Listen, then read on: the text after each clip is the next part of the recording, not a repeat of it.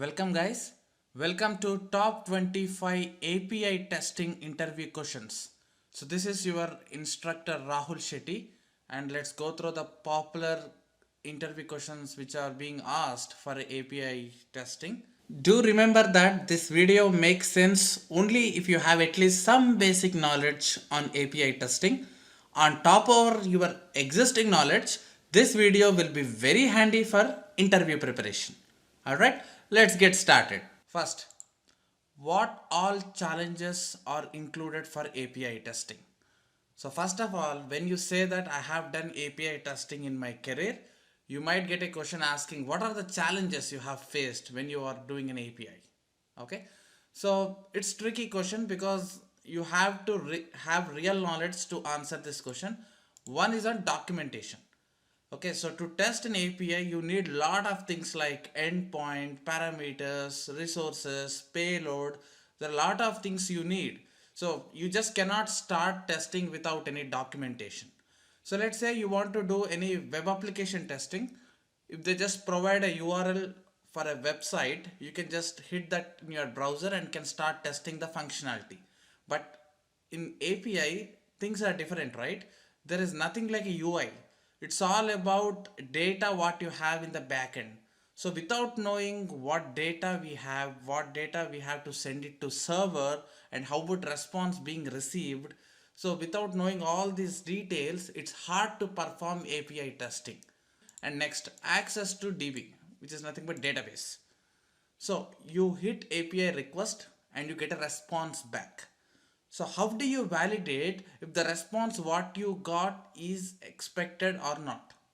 So for validation, you have to compare response values what API gives you with DB and then see if you are getting right values in your API response.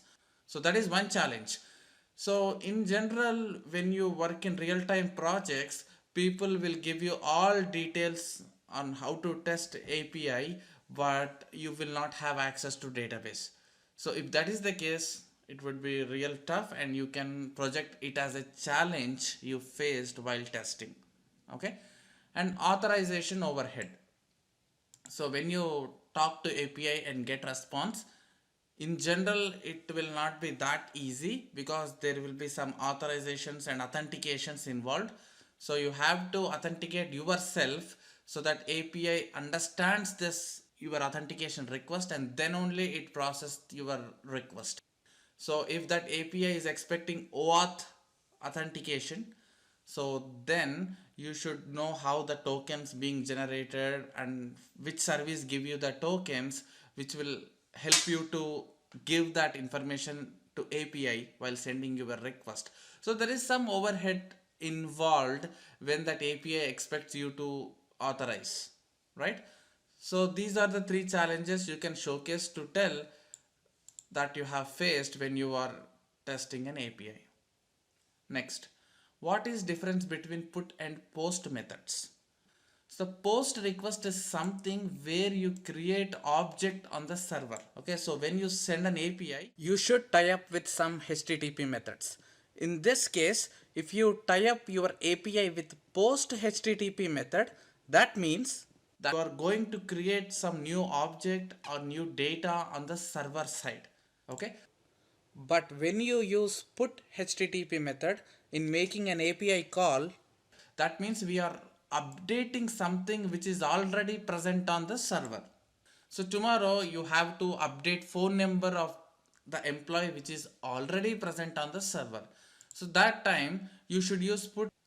Okay, so API will give you different type of HTTP methods. So you have get request, post, put and delete, which is our next interview question. Okay, so when you communicate with API, you should provide one HTTP method and say what kind of information we are trying to give to API. But that is not something you decide from your front end. So when developer have designed that API, he will assign one HTTP method to that API. So you should first know what is the HTTP method of the API which you want to communicate, and from your input request you have to send data using that HTTP method. Okay, so that's why I said API documentation is critical. If someone give you one API like add employee and ask you to test, first of all you should understand what is the nature of that add employee, what HTTP method developer used to create that API. So all the documentation you need to know. Based upon that only you will build your request and send your details to that add employee API. Okay, so in general, when you talk about REST APIs, these are the four different HTTP methods which are commonly used. Let me take one example. There is an API called get employee API. Okay, so duty of that API is to just retrieve the details of employee present in their backend servers. So developer will generally assign get HTTP method for that API, because get HTTP method will help you to retrieve data from server. So whenever developer ties up get HTTP method for any API, that means that API behavior is to just retrieve the data from the server and send it to the user. Okay, post, which we just saw, if the nature of that API is to create some data on the server, we use post. And delete, let's say you want to delete an employee from database. For that nature, generally developer uses delete HTTP method to create an API which go and delete something in the server, right? So these are the commonly used HTTP methods when developing an API. So developer need this while creating, and tester also need this while sending their request to that API. Okay, next, list out few authentication techniques used in APIs. Right, so when you say authentication, that means you need to authenticate yourself first, so that API know that you are a right person to share the data. So what are different authentication techniques an API have? So you can authenticate based upon session cookie. Okay, so that's one of the famous way of authentication. And if you are part of my Rest Assured automation tutorial, we have discussed all kind of authentication techniques. Okay, so I am not going in depth on what is session authentication, how it works, because that's whole different story, and I took at least 3 to 4 hours in my course to discuss on this. Okay, I'm just giving you a high level on interview question based. And there is one more authentication which we call as a basic authentication, where you just pass username and password. It's just like normal credentials. And we have one more called digest authentication and OAuth. OAuth is very famous in these days, so that every product based company are relying on OAuth, like Twitter, Facebook, Google, all uses OAuth authentication. So that have strong mechanism to handle. So there is different structure for OAuth. You can check out my course to understand about OAuth details. Alright. So these are the commonly used authentication techniques to communicate with API. So next, why API testing is determined as most suitable form for automation testing? Because it is a lighter weight testing. So if you want to test if you can add employee through web portal, you need to open browser, hit URL, land on the page, select add employee page. You have to fill all the details and then click submit. So then employee will be added to the database. Let's assume that we have something web portal where you can add employee. But whereas from API, you can use either POSTMAN or SOAP UI tool, any API testing tools, and you can just give the information of all employee, and you need to give one single click to submit these details to API. Automatically API will capture all these details and will push back into the server. So same thing is happening in web as well. But to do that, you have to log into your web page and do all the operations and then click on submit button, so that there also this API only playing the role. When you click on submit button from front end, this API will be invoked, captured all the details what you give in your front end, and it takes in the server. So here we can directly provide that and hit API instead of being navigated to any web portals. So this is just one example. So generally API testing is a very lightweight and it's more stable than UI testing. You know that UI tests are flaky. If internet connection is not proper, or if your browser do not support latest version of automation, whatever may the reason, your test might break in the middle. But there is no chance to break for API. It's all about just one click, right? And it's not depend upon any external resources like loading the page or something like that. Okay, so that's the reason people test more on this layer to figure out their testing results. Okay, next. So what is REST API? Of course, this is one of the standard question, and REST stands for representational state transfer. It is like set of functions, or you can say set of APIs helping developers in performing request and receive responses. That's all we spoke till now, right? We send a request, these APIs will understand our request, process accordingly by talking to the backend service, and give back our responses, right? And interaction is made through HTTP protocol. So all the request and response interactions, what all happening with this REST API is through the HTTP protocol. This is important. Please remember this, right? Now, what exactly needs to verify in API testing? So when you start testing an API, what are the expectations for you to verify once you get a response, right? So you will first verify the accuracy of the data. Whatever the response you got from the server, you would either validate it with database or any other external sources you have to confirm the response what you get is as expected. And you will see the status codes as well. Whenever you get a response, every response will have one status code. If the response is success or failed, or there are different status codes which I will talk very soon in this interview questions. So using that status code, you can tell how that API response is generated. Is it pass, is it bad request, or it's bad response? Everything we will know by just reading that number. So that's also one of the key point. In general, 200 or 201 are the status codes which represent success. Okay, so people will assert with those status codes to see if your API gave the response successfully or not. And we will see the response time, how quick you got the response after you submit your API request. That will also useful when you want to do performance testing on API. Okay, and error codes what API returns. Just like I told, now if it receives 401, then you can say that there is some authentication issue. And if it receives 403, then you say again authorization issue, right? So there are different type of issues you will directly know by reading the error code. Okay, you can also see not everyone is able to access that API by giving wrong credentials and try to authenticate, and that would give you the information. And authorization, I will come back again. So you might be confused at this time, like difference between authentication and authorization. So let's again talk in separate video on that. Right, so non-functional testing like performance testing and security testing, you can perform an API as well just to make sure that API is not giving the response if you don't authenticate yourself successfully. Okay, right, so that's all you verify for API testing. And this is again famous interview question. You would just say that I test API, but what would you test? If that is the question, you should be able to answer all these points. Now, what are path parameters and query parameters for below request? This is great question.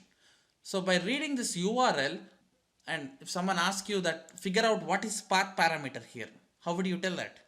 So you can quickly see that this is the endpoint where your API is lying, and orders is the resource, right? In this resource, out of all the orders you have, you are navigating and you are trying to access this order 112234 order number.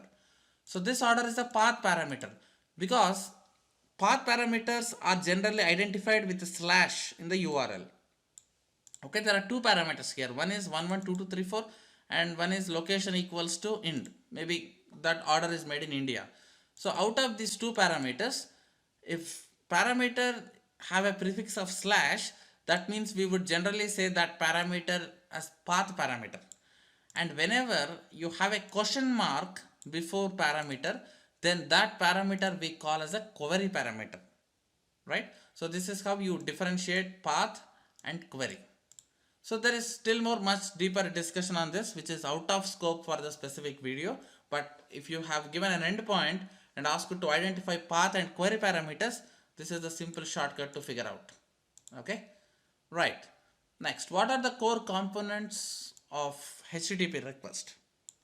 Yeah, so initially I told that you need complete documentation, right, to actually test and submit your request. So what all details you need?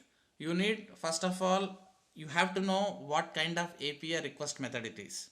Okay, so if developer is designed it with post, then while submitting request to that API, you have to clearly mention that that's a post HTTP request method, right? So that's the one information you need, and you can say that's a core component. And URI, so base uniform resource identifier, you would also say as an endpoint where your API is hosted. Okay, so this API is being hosted in rahulshettyacademy.com server, and we would also call it as a URI, which will identify your API. And parameters, if you have any query parameters or path parameters that you can send. And headers, so when you are sending the request, there might be scope to send some headers to tell what kind of data you are sending, whether you are sending it in JSON or XML. Like, there are some key value pairs which you have to send. Okay, so if you have already knowledge of how to do an API testing, then you might be related with all these concepts. But if you are never been to any API terminologies before, then these might look something weird for you. So I request you to go through anything in YouTube or my courses which are already there on API testing. So after going through all those, if you try to understand these questions, then you will have better picture.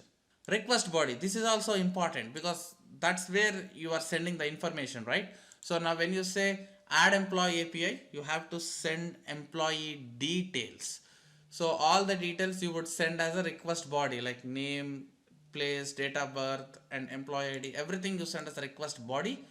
And that's also one of the core component when you send a HTTP request to an API. Okay, so API needs one HTTP request. So we just saw that interaction is made through HTTP protocol, performing request. So that means you are making HTTP request to an API and you are getting the response back, which is nothing but HTTP response. And to send that HTTP request, these are the core components you have to know. And you have to give all these core components and send to your API. So that is what I initially mentioned, that you need to have API documentation to do this API testing. Right. Next, what could be HTTP method for below API scenario? Now you have an API. So this is the scenario. By reading this scenario, you have to guess HTTP request method. What can be the HTTP request method if you have an API with you which have endpoint, which is nothing but this, right? And you have parameters, query parameters, and you have headers as well, and you have payload. Payload is nothing but request body. So if you have all these details with you, and if you are asked to guess if that API what you are sending these details is get or post, it's post. Why? If any API have get HTTP method, so that means you will not send any payload. So remember I told you one example. So let's say get employee details is one of the API, right? So you need to know all the details of employee. So you would just send ID as a request and you get all the details from the server. So here you would send that ID directly on the URL, just like here. Okay, you will just give the ID slash and you would get all the response back. So you will not have any payload concept, which is nothing but request body. You will not send any body. Okay, so here our duty is to retrieve, right? We are not adding anything or we are not updating anything. Okay, so there is no data for us to send except querying with the ID or whatever.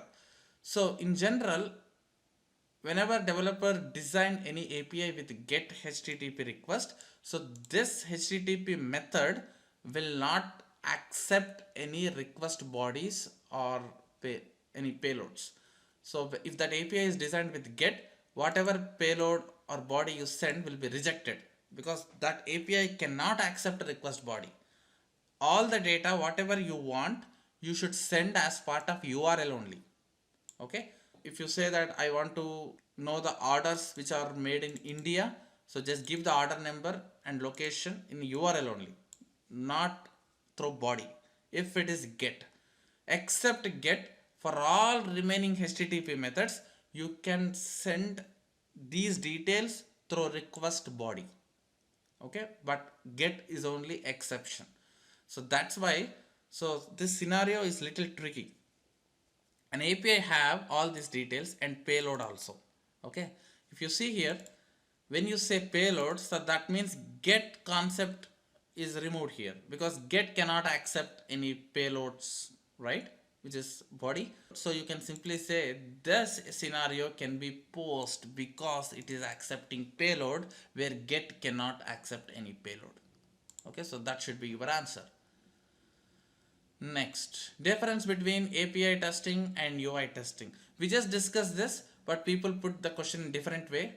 That UI testing is obviously like web application testing where you will have UI, you have buttons, radio buttons, and you have functionality where you can do it from your browser. Whereas API, it's all about communicating between different servers through all these HTTP requests. So there is no front end here. All the requests are sent through the protocol. So when you deal with REST APIs, it's HTTP protocol.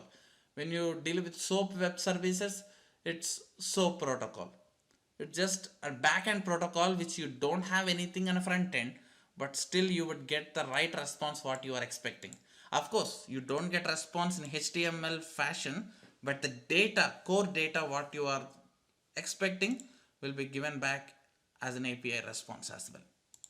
Okay, so that's the difference, and you can leverage the discussion with your own points. So what protocol is used for RESTful web services? We just saw RESTful web services always uses HTTP protocol. So they use this protocol as a medium to communicate between client and server. So we are the client here. We are sending the information to server, and that information is being communicated securely through HTTP protocol if you use RESTful services, right? So there are another services like SOAP web services. So that's why you might get question immediately like what is SOAP web services? It stands for Simple Object Access Protocol. So these are also web services only. Again, don't confuse between API and web services. They are almost same. There is a slight difference which you can Google and you will get a lot of answers. You would see different answers as well. There is no unique answer. So that is an XML based messaging protocol. Protocol what we use to communicate between client and server is a SOAP in terms of SOAP web services. And when you send the data, so request body you said, right? How would you send this data in REST APIs? If it is REST, you send the data in JSON format. But whereas in SOAP web services, you send the data using XML format. So if you have add employee service which is designed in SOAP web service, till now I am explaining that add employee API, right? So if that add employee API is designed using SOAP protocol, then all employee details like name, place, everything will be sent in XML. But whereas in APIs you send it as a JSON. So that's the difference, right?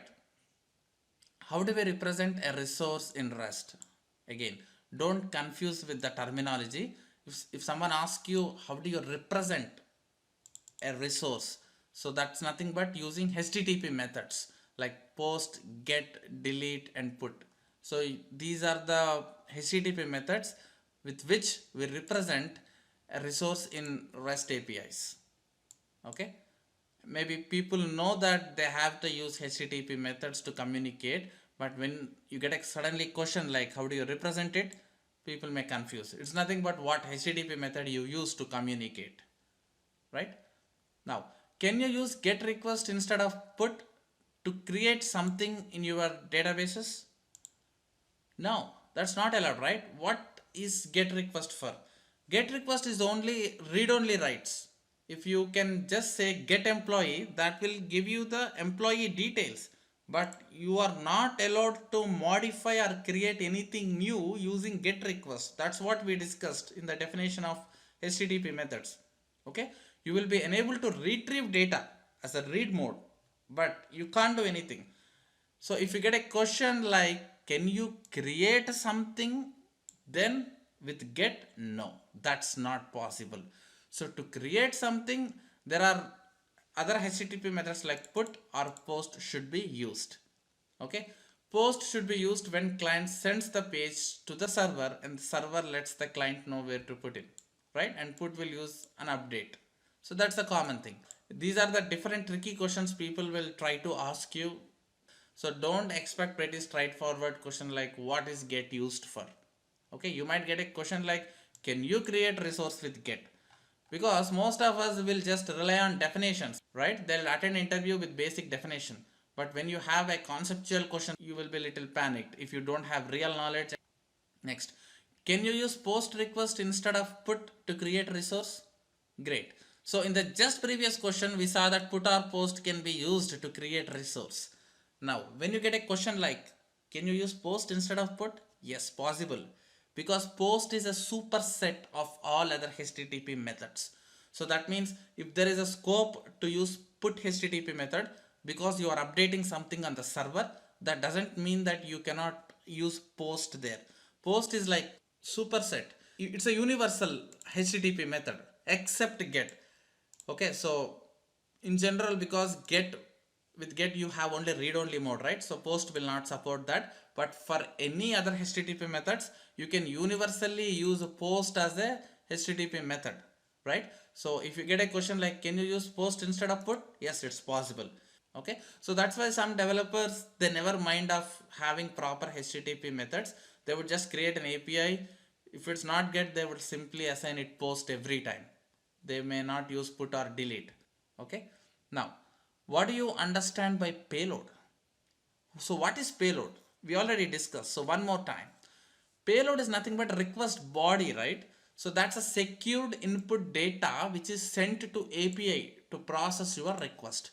So with your add employee API, the body of which have the details about that employee, name, place, his date of birth, everything, is that secured input data, which is we call as a payload in API terminologies, right? So that is the data we will send API, and API receives that data and process accordingly in the backend. So in REST APIs, payload is generally represented in JSON format, right? That's a commonly used technique. 99% you would see JSON. Okay, how do you differentiate between path and query parameters? So earlier our question is like you got a URL and asked to figure out path and query, and without URL, if it's a general question, then you can create base URL like this, and you can say if I see question mark, that means that's a query. And one more trick what I can give here, mostly query parameters will be at the end of that endpoint. So this is our endpoint, right? The constructed URL where you need to talk to your API. So in general, the query parameters will be constructed at the end of that URL. Again, that's not mandatory, but I'm just telling you that's how people do. That's a best practice. Okay.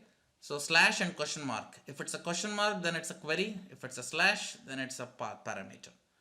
Great. So what is the REST assured then? REST API we saw, SOAP web services also we just try to understand. But if you heard about REST assured, and that's one just Java library that will help you to automate your REST APIs. So what all we discussed till now are REST APIs, right? You can automate REST API testing using one library called RestAssured. So that's why in general when people ask you to automate REST APIs in Java, they will rely on RestAssured library. So this library will help you to automate all the REST APIs instead of doing manual testing on that. Okay, that's the famous library available. It's an open source, and most of testing community rely on this library if they automate APIs using Java language. So how would we define API details in REST assured automation? So to understand these questions, I expect you to have some basic knowledge on rest assured automation. Okay, so without basic knowledge, you might not understand what exactly I'm trying to showcase. So my goal here is to just recap and refresh you before interview, assuming that you already have some basics on API testing. So in REST assured automation, all the request details we will send in these methods: given, when, and then.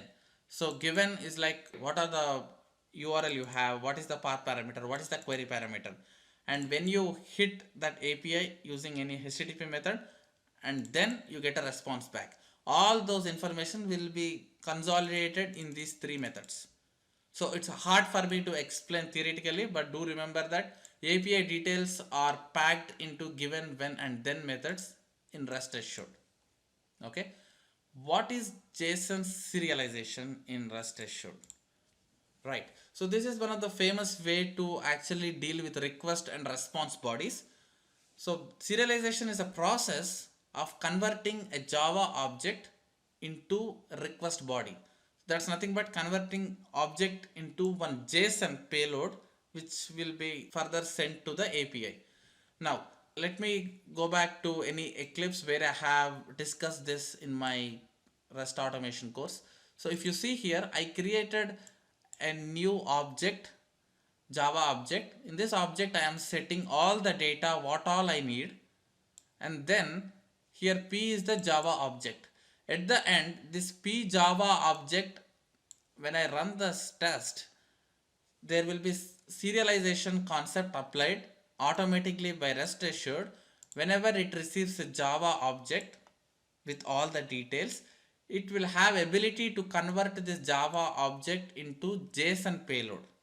Okay, so we just understood that JSON payload is generally used to send a request to APIs, right?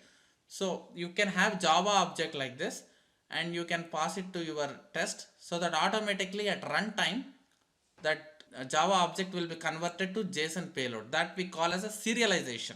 It will serialize the object into JSON and then it submits to the API, because ultimately API needs JSON only. So that conversion will be done using REST assured with JSON serialization concept.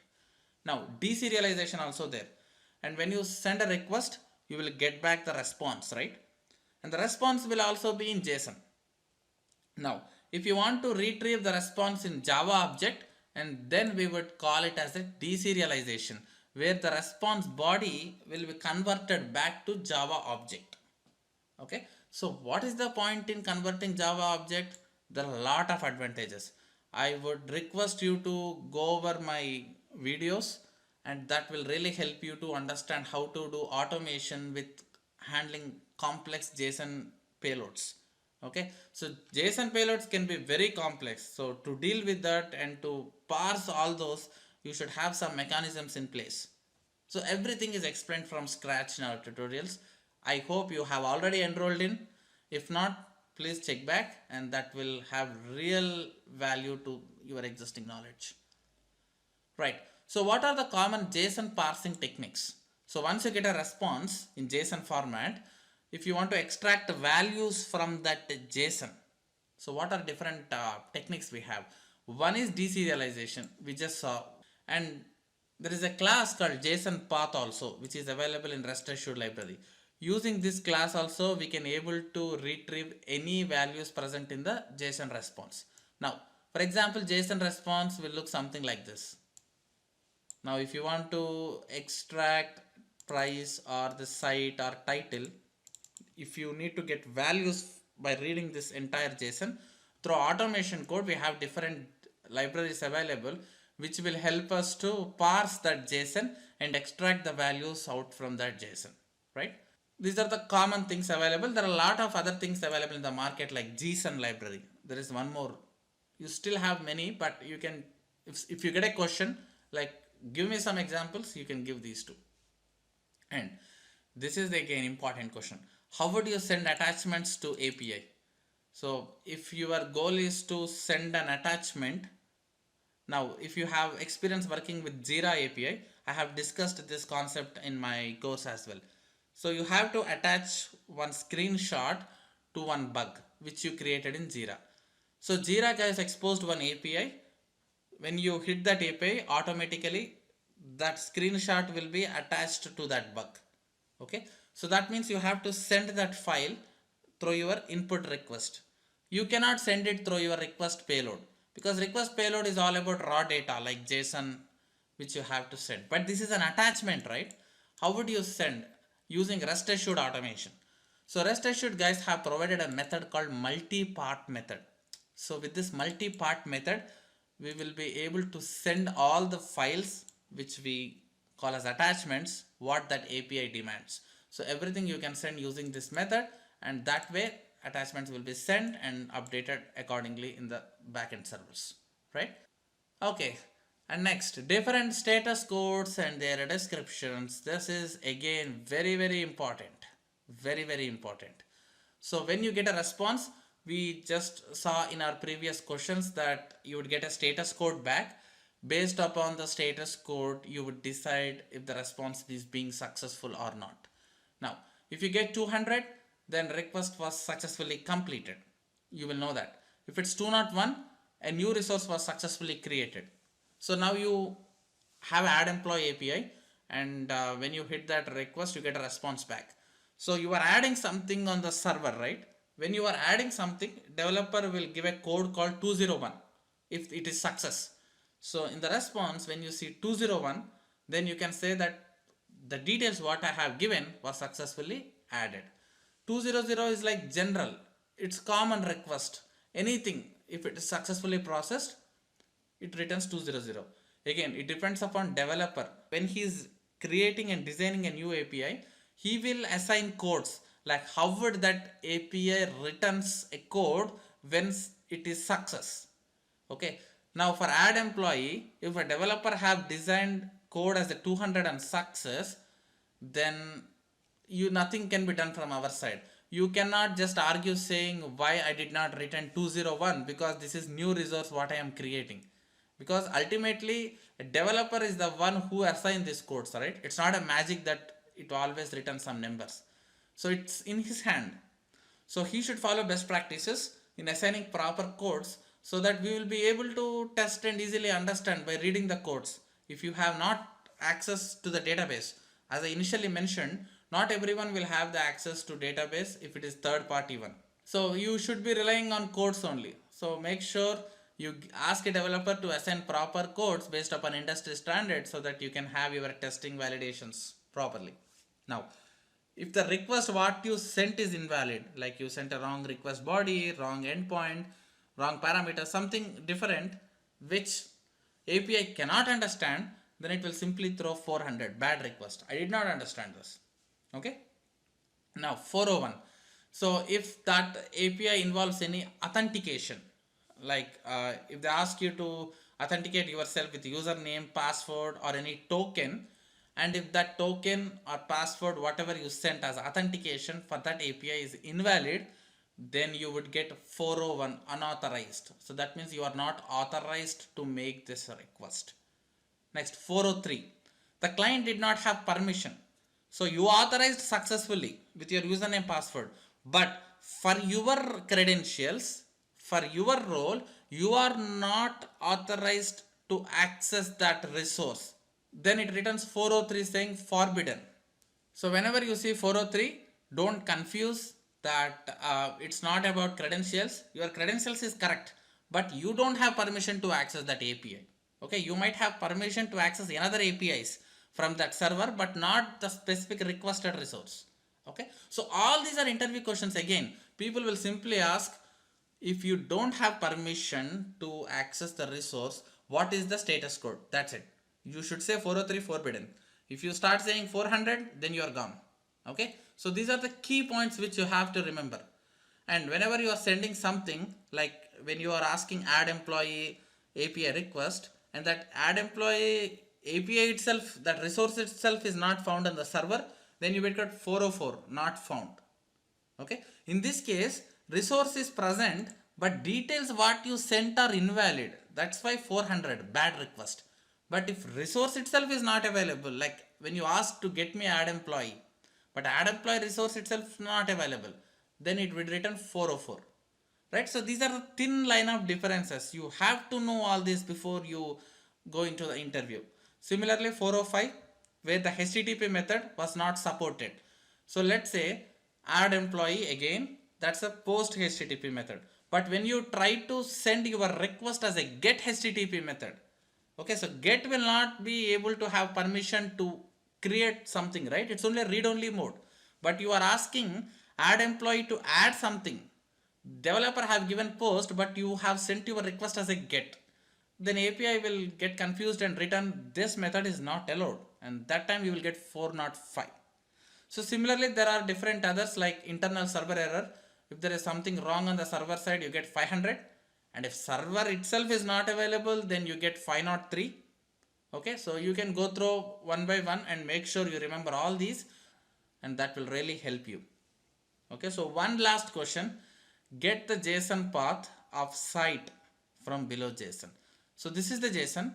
So let me copy this JSON in any editor for clear vision. Right, so this is the JSON, and if you are asked to write the JSON path for site, how would you write that? So this is very complex JSON. So use any editors like JSON editor online to parse it. I would tell you how easy it is. So once you have JSON, so basically every JSON will have key value pair. I assume that you already have basic knowledge on JSON, because it's hard to again explain everything from scratch, like what is JSON and what is its structure. That would take at least 45 minutes for me, which I have already done in my courses. So here the tricky point what I want to showcase is that when you paste your JSON and when you copy it here, you will get something like this notes format.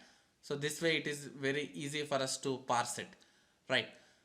Now if you want to get 910 value, then the JSON path what you have to pass is dashboard.purchase amount. The same JSON, I am just formatting this as a node so that it's easy for us to get the path. Okay, so here also like dashboard.purchase amount if you want to get 910. So if you want to get website value, which is rahulshettyacademy.com, then you should use dashboard.website. That will return this value. But in our case, we want to get this site. So this is a little complex, right? So courses, right? When you see square brackets, that means this courses is an array. So this is an array in the JSON. So here we don't see any square brackets. So that's why we can directly parse it. When it is an array, if you maximize this, that means there are 3 indexes present in the array.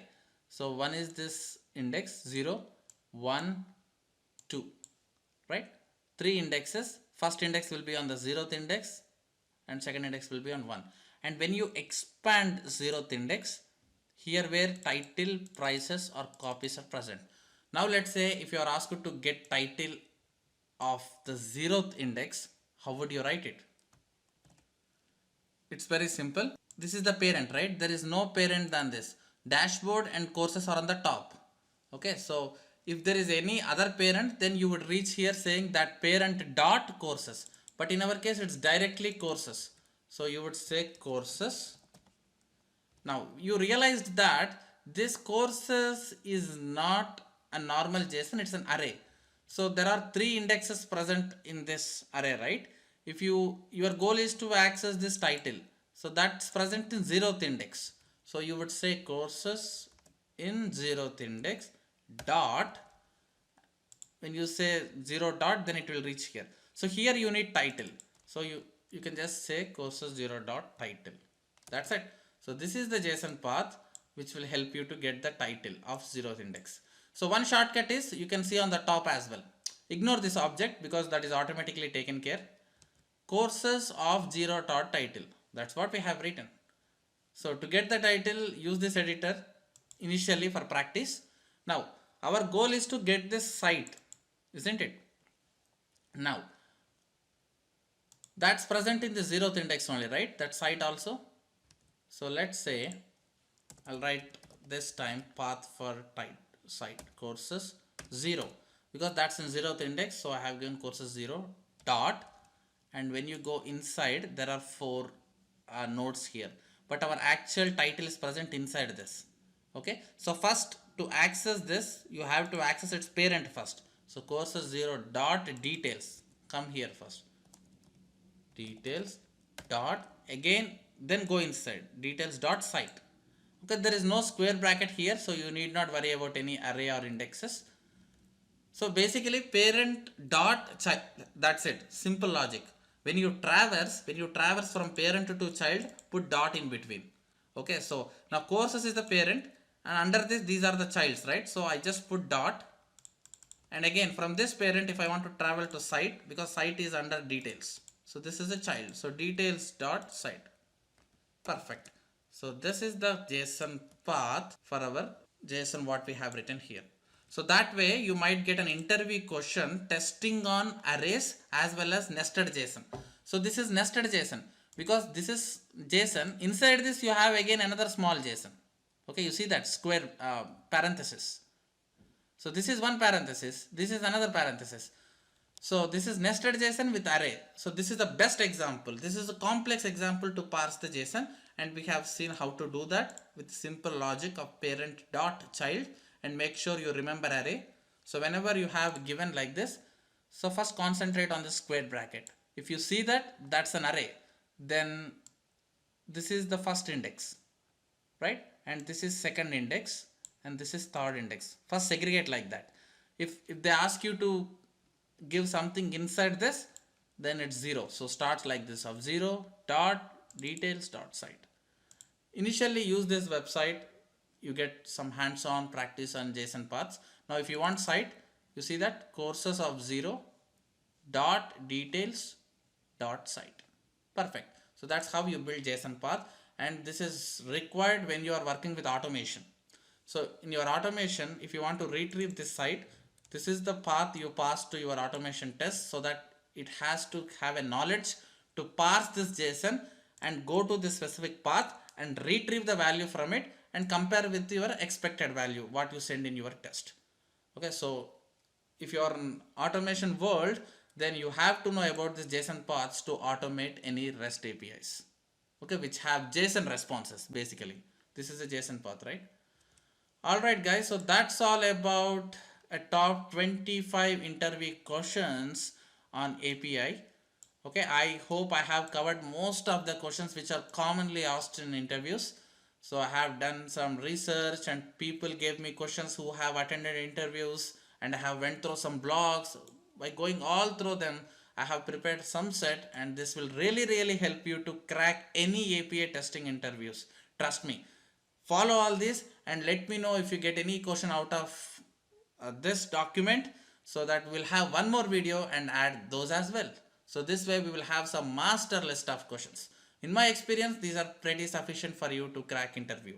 So that's pretty much I have with this lecture. Thank you.